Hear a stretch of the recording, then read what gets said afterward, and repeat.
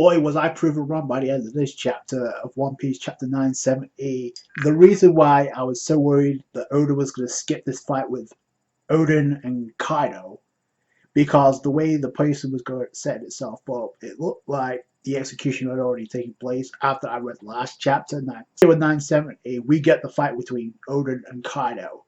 And I was thinking that maybe the first bit of damage we see Kaido take, even though he's taken some hits already from Luffy, was in fact in the final battle. But I'm glad I was proven wrong. It's one of those times where Oda proves the moral of the chapter is Oda never lets you down. So, however, I will say the fight was really brief, and wow, was Oden done dirty yet again. If the people weren't raging enough in the previous chapter for how Orochi treated Kozuki Oden despite how he's been built this entire flashback, this chapter's a close second, and I mean that in the best possible way, because Oda knows how to draw people's emotions to the utmost aggressive level. He did it in Marineford, and now he's beginning to do it in Wano, and I feel like the more he does that, the more sweeter it's going to be when Luffy and the Alliance and the Samurai bring down Kaido and Orochi by the end of Wano. So we kickstart 970 off with a cover page, and this time we actually see Capone and Vito, and they're getting swarmed by men and women of Dressrosa. Now, I don't know why, but either way, they're getting mounted, and if you look closely, Capone's already taken lipstick, so I guess you can say he's been cheating pretty much. And in the previous chapter, Chiffon was carried away by the Marines, so I don't know what's going to happen. Either way, we go over to the palace where we see some geishas playing, and I believe it's one of the same geishas as the one that's teaching Robin right now in the present, so that's pretty cool. Anyway, we see the scabbards marching their way to do battle with Kaido. You see it very calm. You have Hiyori having her hair done by her mother, Toki, and Momonosuke Arena, but they don't know what's about to go down, which makes it even more sadder.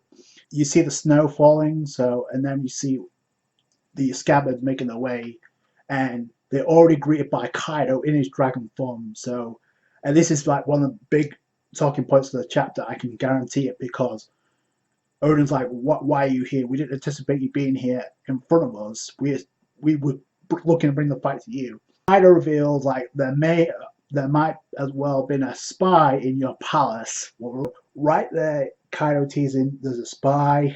Now, I have to say, Shinobu is very suspicious in this chapter, but then again, we don't really know. The way that Oda could play this off, we may see this trait in the present. I feel like that's what we'll get into.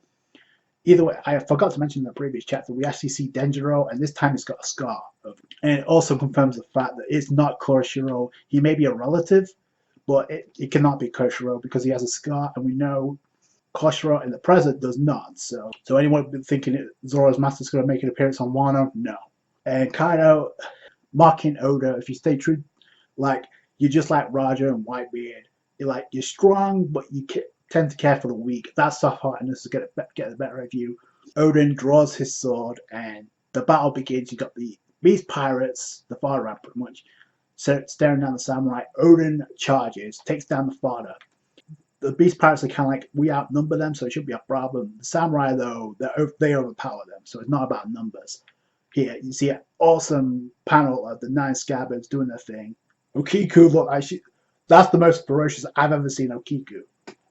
So I love the facial expressions of each of the samurai, but I just wanted to point that out. I thought it was very interesting. When we get to Yasui, we find out that's where Momonosuke, Hiyori, and Toki are hiding out because things may go awry.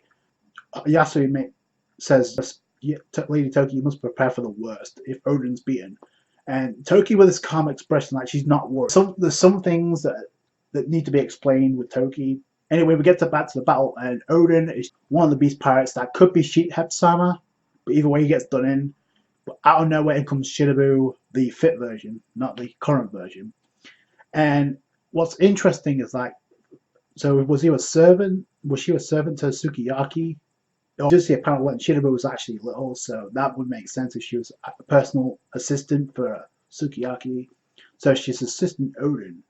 What's interesting about this is she mentions the Kozuki family and the Fukuraja-kus already been taken fell into Orochi's hand. Now this actually falls into place with a lot of people are saying that maybe Kyoshiro because since he's with them, maybe he'll actually do something. And it's gonna plant the seed, like because it's a Roger that's in power and he's forcing them. So pretty much, I don't know, the facial expressions I get from Shinobu, like I don't know what to make of it. It seemed like she's very, very suspicious, but at the same time, she could have the best intentions, and that could be Oda's way of double bluffing us.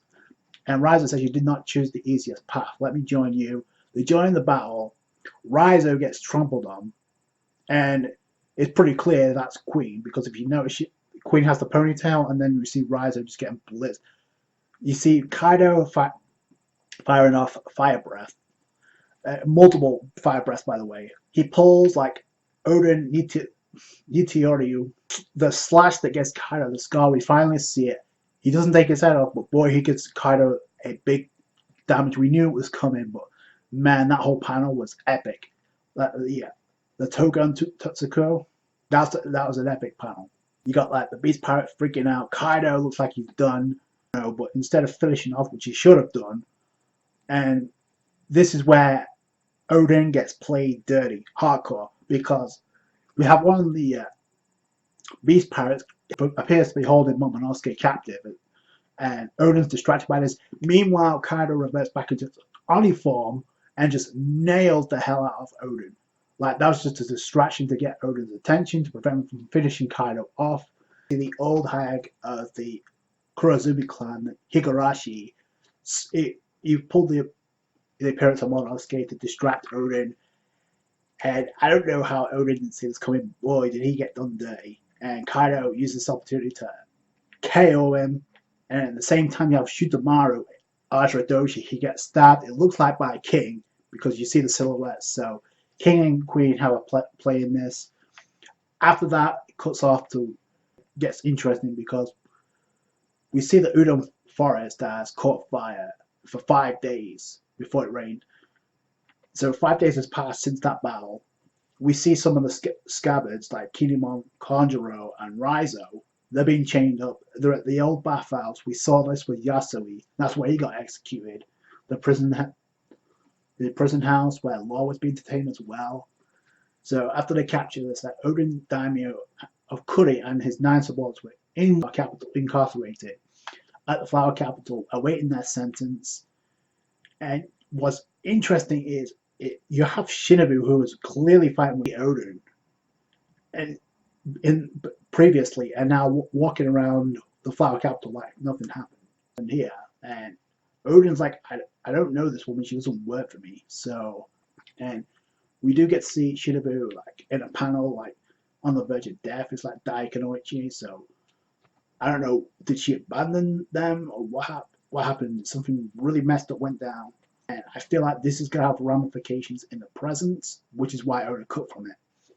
Anyway, we go to Momonosuke Hiyori, and we're really sad about this. Yeah, Hiyori made a balloon, origami balloon, for Oden for when he returns. Unfortunately, unaware to them, Oden's awaiting his sentence, and you see what clears to be a panel of Lady Toki. She's like thinking about what's going on. Yasui is in the rain thinking about this. He kind of knows what's going on. I'm assuming 10 magnificent samurai are going to be executed in 3 days. Unfortunately, we only know one of them is executed in the form of Kozuki Oden. The rest kind of make it out. But I don't know what happened to Denjiro, so we're going to hopefully get that find out as well. The execution is going to be boiled alive, which we know. We found that out very early on before Wano. So, which I find ironic, because that's how Oden was introduced, by Oden in a bowl underneath above someone's corpse. So I find that very ironic. But that's the chapter, and a very quick one as well. Yeah, we actually got that fight between Oden and Kaido, and now we can move on to find out what's the end of the flashback, which is probably going to be the execution of Kozuki Oden. But yeah, I thought it was a decent chapter. Let me know what you guys think down below. That's going to do it for today, guys. Thanks so much for watching. Like this review if you did. Subscribe to more One Piece. Catch you guys later. Thanks, guys. Bye.